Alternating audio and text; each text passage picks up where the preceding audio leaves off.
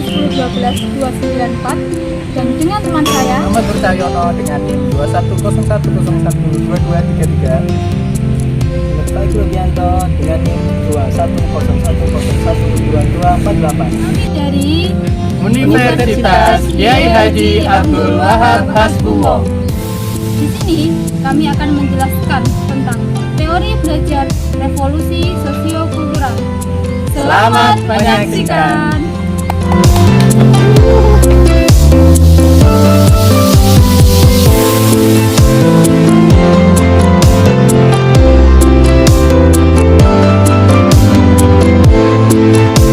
Hai guys, saya akan menjelaskan tentang pengertian teori belajar revolusi sosiokultural.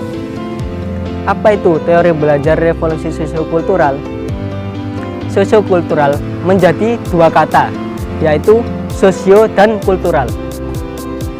Sosio yang berarti berhubungan dengan masyarakat dan kultural yang berarti berhubungan dengan kebudayaan. Jadi, sosiokultural adalah berkenaan dengan segi sosial dan budaya masyarakat. Sehingga teori belajar revolusi sosiokultural merupakan suatu konsepsi yang menempatkan lingkungan dan budaya menjadi bagian yang sangat penting dalam proses pembelajaran. Teori belajar revolusi sosiokultural mengandaikan siswa yang hadir dalam proses pembelajaran yang tidak kosong realitas, dan setiap individu memiliki kemampuan yang unik dalam pergaulatan sosiokulturalnya. Kemudian terdapat tiga aspek penting dalam proses metode pembelajaran sosiokultural. Yang pertama, pendidikan dan kebudayaan merupakan memiliki keterkaitan yang sangat erat. Dan yang kedua, pendidikan tidak dapat terpisahkan dari kebudayaan dan hanya terlaksana dalam suatu komunitas masyarakat tersebut. Dan yang ketiga, kebudayaan merupakan proses kemanusiaan di dalam kehidupan berbudaya sehingga terjadi perubahan. Nah, sekian penjelasan dari saya. Semoga teman-teman bisa paham dan akan dilanjutkan oleh teman saya. Cekidot.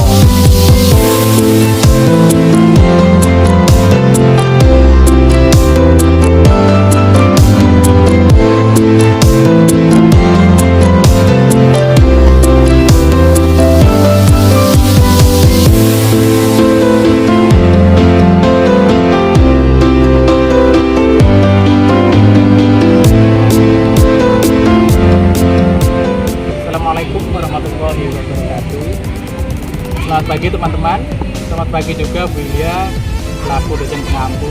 Di sini saya Muhammad Nur Cahyono dari kelas PAI 4C dengan NIM 2101012233 akan menjelaskan tentang teori belajar sosiokultural menurut para tokoh.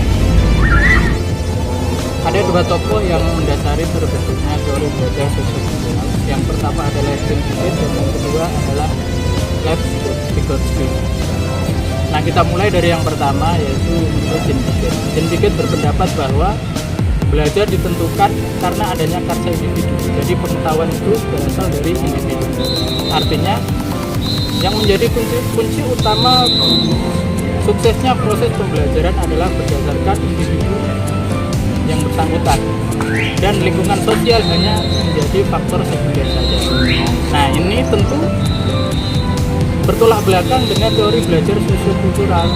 Namun inilah yang nanti menjadi dasar munculnya teori yang kedua yang dikemukakan oleh Lev Vygotsky. Jadi menurut Lev Vygotsky, pikiran seseorang dapat dipahami berdasarkan latar sosial budaya dan sejarahnya. Artinya untuk memahami jalan pikiran seseorang itu bukan dengan cara menelusuri apa yang ada di balik otak dan kedalaman jiwanya, melainkan berdasarkan asal-usul dari tindakan sadarnya dan interaksi sosial dari latar belakang sosial budaya dan sejarah hidupnya. Nah, yang perlu digarisbawahi dari dua tokoh ini adalah jika Jean Piaget berpendapat bahwa karsa individu yang menjadi faktor primer dan lingkungan sosial yang menjadi faktor sekunder, maka Lev Vygotsky berpendapat sebaliknya. Dimensi sosial lah yang menjadi faktor utama, sedangkan dimensi individual menjadi faktor sekunder. Nah, mungkin itu yang dapat saya sampaikan. Kurang lebihnya saya mohon maaf. Selamat menyaksikan penjelasan berikutnya. Terima kasih.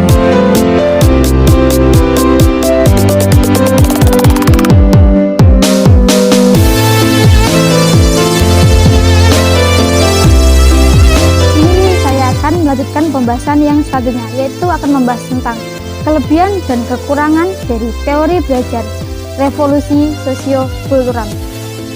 Kelebihan yang pertama, siswa diberikan kebebasan dalam kemampuan maksimalnya, yaitu kemampuan dalam pematangan proses pembelajaran mereka.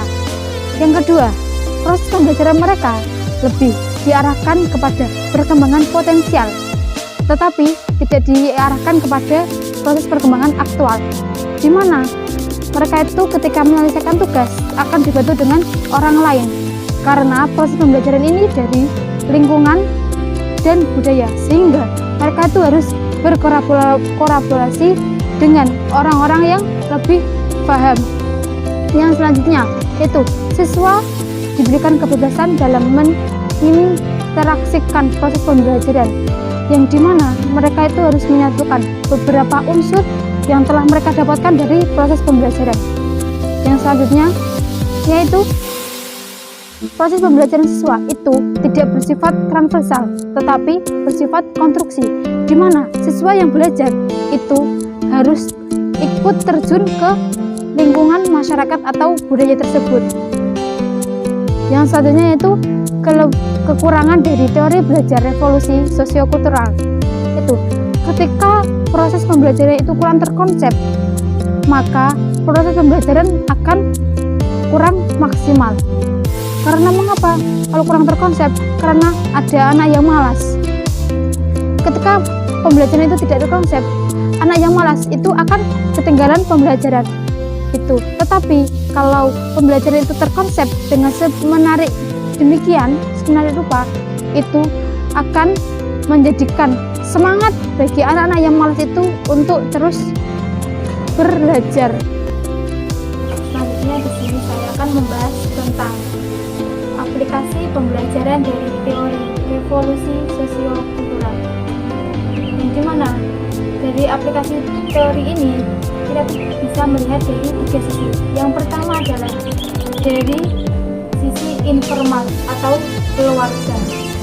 Pendidikan pertama bagi anak adalah keluarga, di mana di lingkungan keluarga anak itu dapat melihat, memahami, dan mendapatkan pengalaman-pengalaman. Maka dari itu, sikap di setiap anak itu berbeda-beda, karena semua itu tergantung pada lingkungan keluarganya. Jika lingkungan keluarganya itu lingkungan yang berpendidikan, mempunyai visi dan misi yang baik, sikap anak itu juga akan membaik. Namun yang sebaliknya, sisi yang kedua adalah non formal.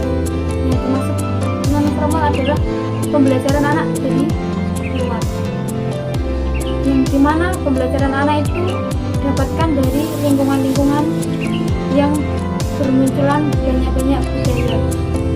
Dan di situ anak mendapatkan kreativitas, kebebasan dalam mengaplikasikan minat bakat mereka masing-masing. Seperti contoh kursus membatik.